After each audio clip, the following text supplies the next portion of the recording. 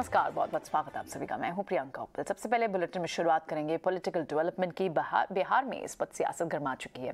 एक बार फिर उबाल पर दिख रही है सियासत। वहां मुख्यमंत्री नीतीश कुमार एनडीए से निकलकर सत्ता के नए समीकरण बनाने की कोशिश में है, जिसके लिए आज जेडीयू के सांसदों और विधायकों की बैठक भी हो रही है। माना यह जा रहा है कि नीतीश कुमार एनडीए से रिश्ता तोड़ सकते हैं। इसके अलावा आज पटना में आरजेडी और कांग्रेस की भी एक बैठक चल रही है। तो बिहार के इस सियासी हलचल पर ग्राउंड रिपोर्ट क्या दिख रही है, हमारे साथ हमारे पटना से हमारे संवाददाता आदित्य वैभव ने एक रिपोर्ट भेजी। आइए उसको देखते हैं। पहले बिहार में तेजी से बदलते सियासी घटनाक्रम में मीटिंग्स का सिलसिला जारी है, जहां एक ओर मुख्यमंत्री नीतीश कुमार ने जदयू खेमे के सांसदों और विधायकों को खुद से मिलने के लिए बुलाया है, वहीं दूसरी ओर राजद खेमे की मीटिंग पूर्व मुख्यमंत्री राबड़ी देवी के सरकारी आवास 10 सर्कुलर रोड पर जारी है। इसी बीच सूचना ये भी आ रही है कि अपने कुछ मंत्रियों और भिखूभाई दलसानिया के साथ भाजपा के प्रदेश अध्यक्ष तारकिशोर प्रसाद के घर पर पहुंचे हैं और वहां भी एक मीटिंग का सिलसिला जारी है, जो कि डिप्टी चीफ मिनिस्टर का सरकारी आवास है। तो देखना ये होगा कि आखिर इन मीटिंग्स के बाद क्या सामने आता है और घटनाक्रम आगे की तरफ कहाँ मुड़ता है। देखने वाली बात ये भी होगी कि जब पिछली बार बीजेपी के चीफ जेपी नड्डा आए थे पटना, तो उन्होंने एक बयान दिया था जो कि क्षेत्रीय पार्टियों को काफ़ी अपने विपरीत लगा था, और इस बारे में भी जदयू खेमे में आज चर्चा होनी है। तो अब देखना ये होगा कि क्या सामने आता है। कैमरा पर्सन सौरभ के साथ आदित्य वैभव, ईटी नाउ स्वदेश के लिए। ठीक है, तो बिल्कुल आदित्य की रिपोर्ट तो हमने देखी, लेकिन एक बार ये समझ लेते हैं कि इसके मायने क्या निकालने चाहिए। बिहार के इस राजनीतिक घटनाक्रम पर और बातचीत करने के लिए हमारे साथ जुड़ रहे हैं राजनीतिक विश्लेषक हैं तेजस मेहता है हमारे साथ। तेजस, बहुत बहुत स्वागत है आपका। जिस तरह से हम ये देख रहे हैं लगातार ये जो खबरें आ रही हैं कि इस वक्त बीजेपी से गठबंधन तोड़ सकती है जेडीयू, इसके क्या बड़ी वजह आप देख रहे हैं? कितना बड़ा इम्पैक्ट पड़ेगा ये कभी ना कभी तो होना ही था, स्पेशली 2024 के जो राष्ट्र चुनाव होने वाले हैं उसके पहले ये होना था। ये सब लोग एक इंडिकेशन तो था ही, क्योंकि जिस तरह से सरकार बनी है, पहले तो आप समझिए कि जो नीतीश कुमार जो बिग ब्रदर होते थे भाजपा के बिहार में, वो पिछले इलेक्शन में वो नंबर 3 पोजीशन पे आ गए हैं और तेजस्वी यादव नंबर 2 पे थे। इसलिए सब जुट के उन्होंने सरकार बनाई थी, लेकिन वो सरकार चल नहीं पाई। आरोप लगा था तेजस्वी यादव का कि ये भ्रष्ट है, नीतीश कुमार ने लगाए थे, और इस वजह से भाजपा और नीतीश कुमार दोबारा साथ आए, दोबारा अलायंस बनाया और सरकार बनाई। लेकिन जो भाजपा के जो आंकड़े हैं वो लगभग 70 से ज्यादा है, नीतीश कुमार के 40 से ज्यादा है। फिर भी भाजपा ने कहा कि नहीं नीतीश जी, आप मुख्यमंत्री बने, आप मुख्यमंत्री थे, आप बनते रहे और सरकार चलाते रहे। लेकिन जाहिर सी बात है, जहां इतना बड़ा फर्क हो आंकड़ों में, तो पावर सेंटर जो होता है वो मुख्यमंत्री के पास कई बार नहीं होता है। और यही जो एक संदेह था नीतीश कुमार का कि सरकार कहीं और से चलाए, प्रेशर कहीं और से बनता रहता है, और जो उनका जो एक रिप्रेजेंटेशन था होना चाहिए का एक अलायंस के तौर पर, एक एलाई के तौर पर सेंट्रल कैबिनेट में, वो बहुत कम था। वो सिर्फ सेंट्रल गवर्नमेंट में वो सिर्फ एक ही मंत्री उनका था, और वो भी माना जाता है कि भाजपा का एक आदमी था। तो ऐसे हालातों में एक नाराजगी जरूर थी ही नीतीश कुमार में कि हमें क्या आगे करना चाहिए। अभी क्या हुआ है कि जो आरपी सिंह है, जो आरजेडी के राज्यसभा के सांसद थे, उनका जो टर्म था वो खत्म हुआ है और उन्होंने दोबारा वो टर्म रिपीट नहीं किया है, दोबारा उनको एक मौका नहीं दिया है। ये खत्म होते ही ये चुनावी बदलाव हमने देखा है कहाँ, जहां वो कह रहे हैं कि अभी हमको दोबारा सोचना चाहिए कि हम सरकार में इस सरकार के साथ रहना चाहते हैं भाजपा के साथ, या हम अपनी सरकार किसी और के साथ बनाए। तो मुझे लगता है कि अभी एक मौका मिला है, लेकिन सवाल मेरे मन में यही उठ रहा है कि इससे क्या नीतीश कुमार एक बड़ी जीत हासिल कर पाएंगे? मुझे नहीं लगता है, क्योंकि ये अभी ये एक दूसरी बार हम देखेंगे कि दूसरी पार्टी दोबारा लौट आएगी। एक ही सरकार में तीन बार नई सरकार, एक ही टर्म में 3 नई सरकार बन जाएगी, ऐसी संभावना हो सकती है। लेकिन देखिए, लालू प्रसाद यादव ने एक बार कहा था, जो नीतीश कुमार के बहुत बड़े दोस्त है और दुश्मन भी, कि नीतीश कुमार को समझना बहुत बहुत मुश्किल है, तो वो क्या करना चाहते बहुत मुश्किल है। तो जाहिर सी बात है कि उनके मन में कुछ चल रहा है। लेकिन हमने देखा है कि देखिए, नीतीश कुमार जो सेक्युलर पार्टीज जो मानी जाती है यूपीए की, उनसे भी ताल्लुक रखते हैं, और जो भाजपा है, एनडीए के जो अलाइज है, उनसे भी ताल्लुक रखते हैं। तो ये सत्ता का खेल है, और सत्ता में कैसे रहना है, कैसे रहना चाहिए। और एक जाहिर सी बात है, उनके मन में एक डर है, महाराष्ट्र के बाद जो हुआ वो दूसरे उद्धव ठाकरे ना बन जाए। तो ऐसी संभावना, ऐसी बातों में एक निर्णय अभी क्या लेते हैं वो देखना है। लेकिन एक माहौल तो बन चुका है जहां अस्थिरता आ गई है, और इस अस्थिरता में मुझे लगता है आगे एक हफ्ते में या 10 दिनों में हम देखेंगे कि कुछ बड़ा एक परिवर्तन बिहार में आ सकता है। पॉलिटिकल ड्रामा तो इस वक्त चल रहा है बिहार में। तेजस, बिल्कुल आप सही कह रहे हैं कि नीतीश कुमार के मन में क्या चल रहा है ये अभी भापना बहुत मुश्किल है। लेकिन जिस तरह से वो स्विच साइड करना चाह रहे हैं, और पहले भी उन्होंने आरजेडी के साथ मिलकर सरकार चलाई है, लेकिन अगर ये गठबंधन बनता है तो ये कितना टिकाऊ होगा? क्योंकि पहले भी हम देख चुके हैं, दोबारा से फिर से हिस्ट्री रिपीट होती ना दिखे।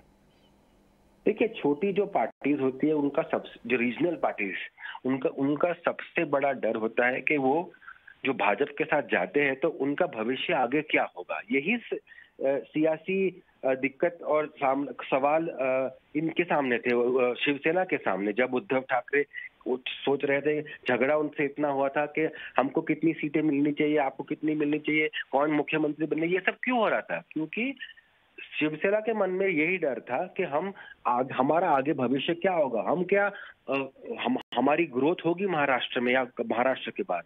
हर एक पार्टी का एक एजेंडा होता है, एक नेचुरल एजेंडा होता है कि हमको ग्रो करना चाहिए, हमको आगे बढ़ना चाहिए। लेकिन कोई भी जब भाजपा के साथ जाता है तो हमने कई बार देखा है कि वो कहीं ना कहीं 1-2 टर्म के बाद जो भाजपा छोटा भाई था वो बड़ा भाई हो जाता है, और वो होने ही वाला है, क्योंकि सरकार भी उनकी है केंद्र में। तो उनके पास अभी नरेंद्र मोदी का जो करिश्मा है वो भी है।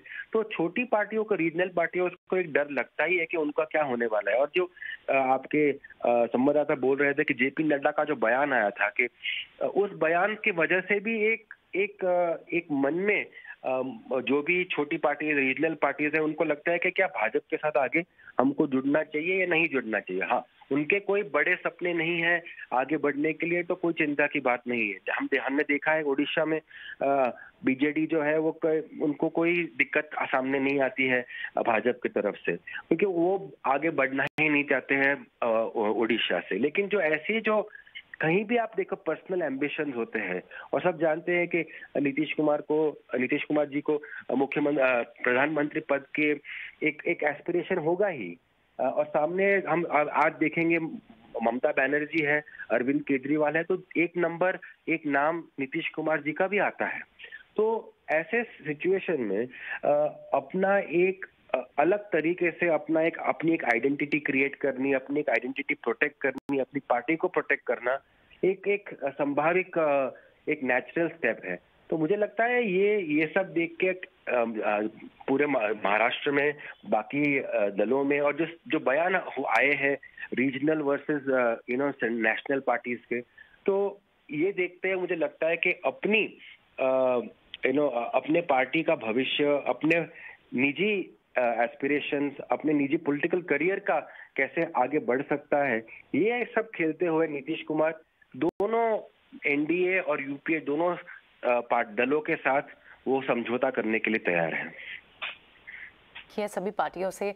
बिल्कुल, बहुत बहुत शुक्रिया तेजस। तो रीजनल पार्टियों का एक सोच भी हमसे तेजस शेयर करते हुए कि किस तरह से छोटी जो स्टेट पार्टीज होती हैं उन्हें एक डर ज़रूर रहता है और वो एक इनसिक्योरिटी। लेकिन ये तो बिल्कुल क्लियर है कि बिहार में इस वक्त आपको उलटफेर तय दिख रहा है और ये हाई पॉलिटिकल ड्रामा शायद हो सकता है हफ्ता 10 दिन तक चले और सारी एक्टिव हैं इस वक्त पार्टीज। बीजेपी की भी वहाँ काफ़ी सारी मीटिंग्स चल रही हैं और बीजेपी भी पूरी तरह से एक्टिव आपको इस वक्त दिखाई दे रही है।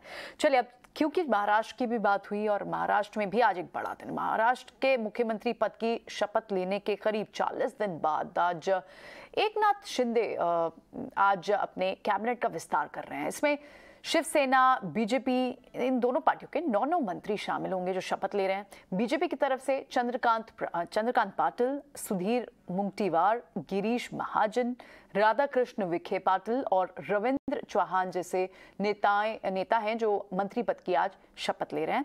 वहीं शिवसेना की तरफ से दादा भुसे, शंभू राजे देसाई, उदय सावंत, तानाजी सावंत, अब्दुल सत्तार, दीपक केसकर, गुलाब राव पाटिल जैसे बड़े नाम कैबिनेट में शामिल हुए हैं।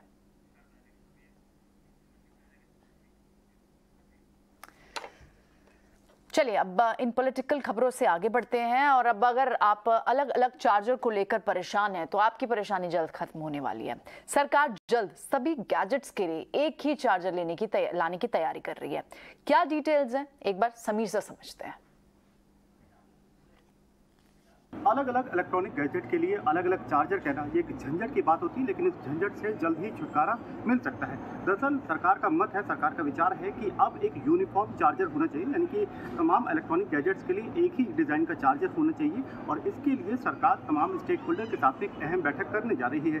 17 अगस्त को कंज्यूमर अफेयर्स मिनिस्ट्री इसको लेकर के एक बैठक करेगी, जिसमें जो स्टेक होल्डर हैं, मसलन चाहे मोबाइल कंपनीज हो, चार्जर मेकिंग कंपनीज हो, उनके साथ में बैठक करेगी और इस बारे में चर्चा करेगी कि क्यों ना एक ही डिज़ाइन का चार्जर हो। उसका फ़ायदा ये होगा कि एक तो लोगों को इस बात की परेशानी नहीं होगी आने वाले वक्त में कि वो अपने ब्लूटूथ के लिए, अपने स्मार्ट वॉच के लिए, मोबाइल के लिए अलग अलग चार्जर कैरी कर रही है। और साथ ही साथ सरकार को लगता है कि अगर एक ही डिज़ाइन का चार्जर होगा तो इलेक्ट्रॉनिक कचरा जो होता है, जिसको ई वेस्ट कहते हैं, इसको कमी लाने में भी मदद मिल पाएगी। इसके लिए सरकार ने जो खाका सोचा है उसमें यह है कि जो गैजेट हैं उनको 2 कैटेगरी में विभाजित किया जाएगा। यानी कि जो बड़े साइज़ के गैजेट हैं, टैब, लैपटॉप, इनके लिए अलग चार्जर हो सकता है, लेकिन जो मिड साइज या स्मॉल कैटेगरी के जो डिवाइसेस हैं, मसलन ब्लूटूथ, स्मार्टफोन या फिर स्मार्ट वॉच, इन सभी के लिए एक टाइप सी जो टाइप का चार्जर होता है वो रह सकता है। तो इसको लेकर के सरकार विचार कर रही है। अहम बैठक जल्द, और माना जा रहा है कि आने वाले वक्त में जो अलग अलग टाइप के चार्जर कैरी करने की आपकी जो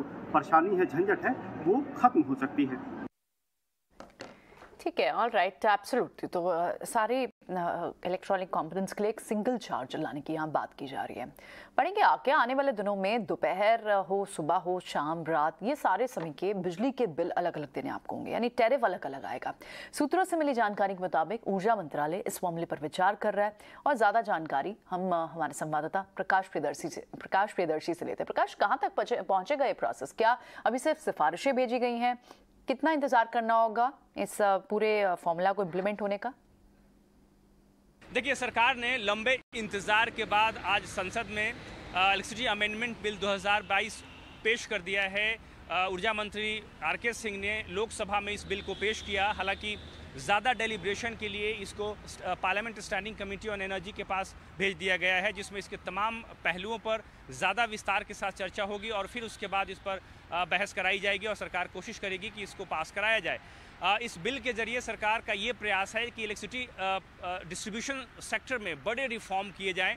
कंज्यूमर को इस बात के विकल्प मिलेंगे कि उनके एरिया में एक से ज़्यादा डिस्कॉम्स हो सकते हैं और सर्विस क्वालिटी के आधार पर वो उसकी सुविधाएं जो है वो ले सकते हैं। राज्यों के लिए ज़रूरी होगा कि वो एक एरिया में एक से ज़्यादा डिस्कॉम्स जो है वो रखें। इसके अलावा हालांकि कई ऐसे प्रावधान हैं जिनको कि जो नया ड्राफ्ट बिल है उससे हटा लिया गया है ताकि राज्यों के साथ सहमति बनाया जा सके। सब्सिडी का जो प्रावधान है उसको पहले जैसा ही रखा गया है, किसानों को सब्सिडी की रकम जो है वो मिलती रहेगी। साथ ही साथ हालांकि नए बिल में इस बात का भी प्रावधान किया गया है कि जो पीपीए है या जो दूसरे कॉस्ट हैं, वो जो भी कंपनी आएगी, चाहे वो प्राइवेट सेक्टर की हो या गवर्नमेंट सेक्टर की हो, किसी एरिया में अगर वो इलेक्ट्रिसिटी डिस्ट्रीब्यूशन बिजनेस के लिए आ रही है तो जो पुरानी कंपनी है उसको पीपीए शेयर करना उसके लिए ज़रूरी होगा, जो दूसरे कॉस्ट हैं वो शेयर करना ज़रूरी होगा। साथ ही साथ हालांकि टैरिफ निर्धारित करने का जो अधिकार है वो एसीआरसी के पास होगा। हालांकि कोई ये कंपनी, कोई डिस्ट्रीब्यूशन कंपनी ये चाहती है कि वो एक राज्य से दूसरे राज्य में इलेक्ट्रिसिटी ट्रेड बिजनेस में आए, उसके लिए ज़रूरी है कि उसको एसीआरसी से जो है वो लाइसेंस लेना पड़ेगा। मिलेगा। तो तमाम ऐसे सिफारिशें जो है इस बिल के जरिए की जा रही हैं ताकि जो इलेक्ट्रिसिटी डिस्ट्रीब्यूशन सेक्टर है उसमें बड़े रिफॉर्म हो, कंज्यूमर्स को इस बात के विकल्प मिले कि वो सर्विस क्वालिटी के आधार पर एक दूसरे डिस्कॉम्स का चुनाव जो है वो कर पाए। अब ये देखने वाली बात होगी कि स्टैंडिंग कमेटी कब अपनी सिफारिशें जो है वो सौंपती है, उसके बाद कब इस बिल पर जो है वो चर्चा कराई जाती है। ठीक है, चलिए, थोड़ा सा समय लगेगा इस प्रोसेस को इम्प्लीमेंट होने में, लेकिन ये खबर काफ़ी इंटरेस्टिंग है। शुक्रिया प्रकाश इसे लाने के लिए। बढ़ेंगे आगे। मुंबई में सोमवार शाम से मूसलाधार बारिश हो रही है। मौसम विभाग ने तो आज मुंबई के लिए, नवी मुंबई और तमाम दूसरी जगहें जैसे पालघर हुआ, रायगढ़, यहाँ पर भारी बारिश का चेतावनी जताई है, ऑरेंज अलर्ट जारी किया है। IMD के अनुसार आज ये सारी जगहों पर लगभग ऐसे कई सारे स्थान हैं जहां पर 40 से 50 किलोमीटर प्रति घंटे की रफ्तार से तेज हवाओं की भी चेतावनी दी है। भारी बारिश होगी और साथ ही तेज हवा चलेंगी। साथ ही भारी बारिश और खराब मौसम के कारण कई उड़ानें भी प्रभावित हुई हैं। और अब बात कॉमनवेल्थ गेम्स के। इंग्लैंड के बर्मिंघम में चल रहे कॉमनवेल्थ गेम्स खत्म हो गए हैं। 28 जुलाई को शुरू हुए इन खेलों में 72 देशों ने पार्टिसिपेट किया। लगभग 283 स्पोर्ट्स थे और इसमें 5000 से ज्यादा खिलाड़ियों ने पार्टिसिपेट किया। मेडल टैली की बात करें तो भारत को 22 गोल्ड मिले हैं। चौथे पायदान पर रहा है भारत, और जबकि 76 गोल्ड मेडल के साथ ऑस्ट्रेलिया ने पहला पायदान पाया। इस मेगा इवेंट में भारत ने कुल 61 पदक, टोटल मेडल टैली जो है वो 61 की है। और जो इसका फाइनल जो फिनाले था उसमें भारत के ध्वजवाहक टेबल टेनिस खिलाड़ी शरद कमल, बॉक्सर निखत जरीन शामिल हुए थे। और अब अगला जो नेशनल स्पोर्ट्स खेला जाना है वो 2026 में ऑस्ट्रेलिया में होगा।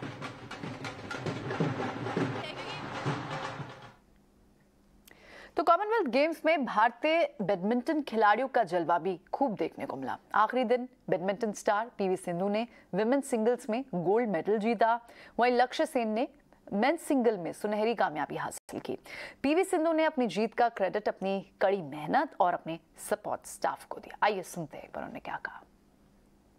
As an athlete, I play there, I work hard, but I think behind that, Coach Park or, my physio Evangeline and my strength and conditioning trainer Shrikant, I think it is very important as an athlete to also maintain physically and mentally fit. So for that, I think they have really, really worked hard behind, and of course, for an athlete to be injury free and also fit all the time, I think recovery, when it comes to recovery process, I think it's very, very important that physio should take care, and as a trainer I have to be fit enough to face it.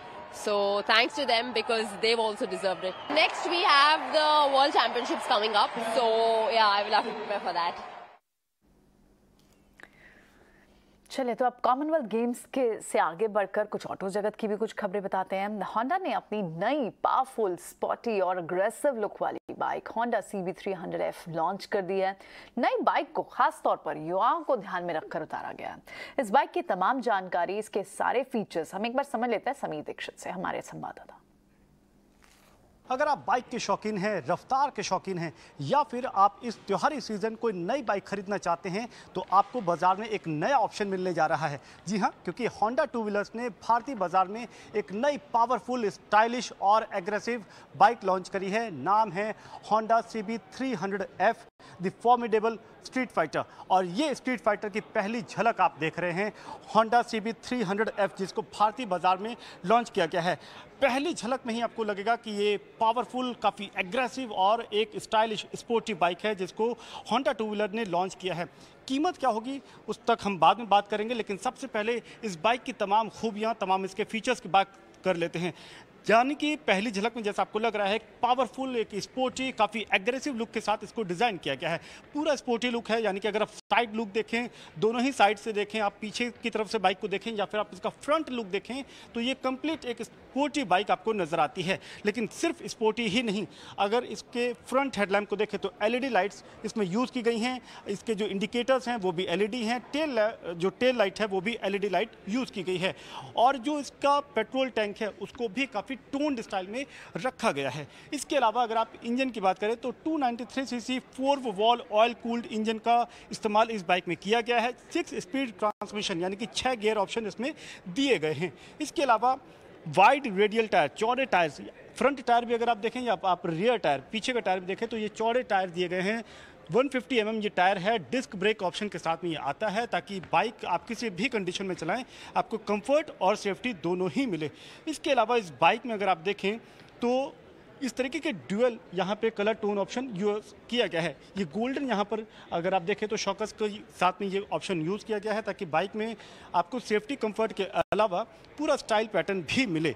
इस bike को 2 variant में भारतीय बाजार में launch किया गया है। एक है CB300F डीलक्स और दूसरा है CB300F डीलक्स प्रो। अब बात इसकी कीमत की, डीलक्स को भारतीय बाजार में 2,25,900 रुपये में लॉन्च किया गया है, जबकि डीलक्स प्रो उसको 3,000 रुपये ज़्यादा 2,28,900 रुपये में भारतीय बाजार में लॉन्च किया गया है। इस बाइक को पूरी तरीके से 25 से 30 साल के उस युवा वर्ग को ध्यान में रख कर के बनाया और टारगेट किया गया है ताकि वो लोग जो ऑफिस जाना चाहते हैं, जो स्ट्रीट फाइटिंग का मज़ा उठाना चाहते हैं, जो हाईवेज़ पे भी रफ्तार के साथ बाइक चलाना चाहते हैं, उनको ध्यान में रख करके इस बाइक को लॉन्च किया गया है। अब जो 3,000 का डिफरेंस डीलक्स और डीलक्स प्रो में है, उसके पीछे बड़ी वजह यह है कि डीलक्स प्रो में आपको मोबाइल के साथ में कनेक्टिविटी मिलती है, यानी कि आप होंडा कनेक्ट जो ऐप के जरिए आप अपने मोबाइल को या इसमें यूज़ कर सकते हैं। तो इस बाइक को CB300F को भारतीय बाजार में लॉन्च किया गया है।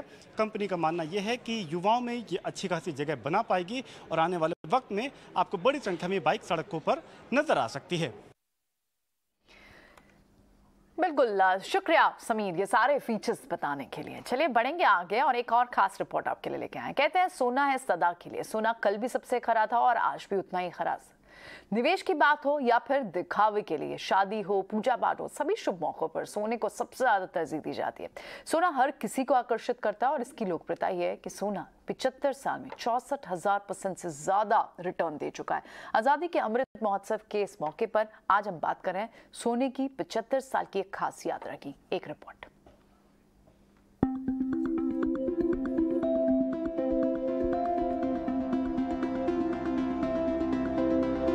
1947 में 10 ग्राम सोने का भाव 88 रुपए के करीब था, जो अगस्त 2020 में बढ़कर 56,191 रुपए के रिकॉर्ड स्तरों पर पहुंच गया।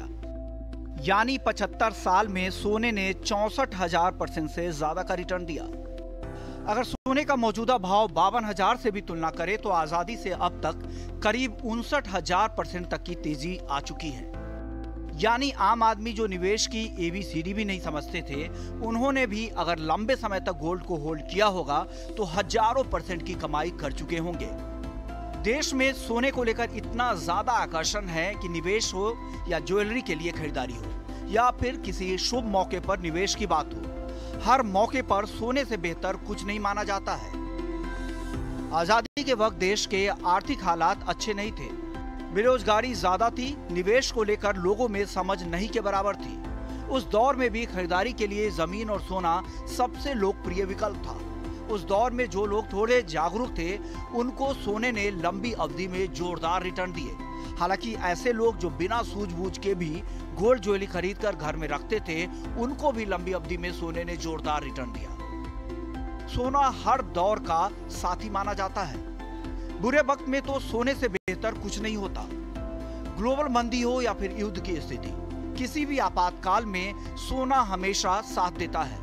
बुरे वक्त में आप किसी भी इलाके में रहते हैं तो भी आप सोना आसानी से बेच सकते हैं या फिर सोने को गिरवी रखकर गोल्ड लोन ले सकते हैं। यानी सोना लिक्विड भी काफी ज्यादा होता है।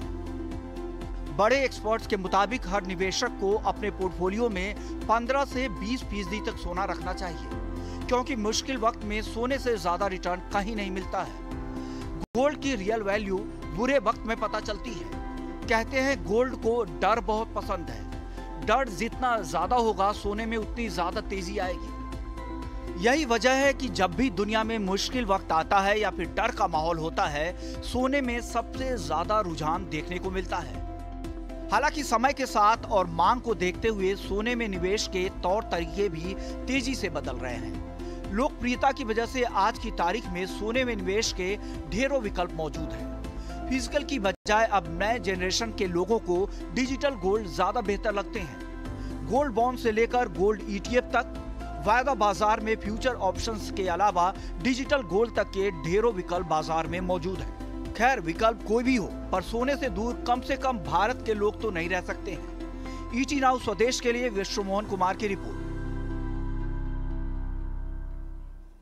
चले इसी के साथ बुलेटिन को फिलहाल यही समेटेंगे, लेकिन लगातार अपडेट्स जारी हैं। नमस्कार।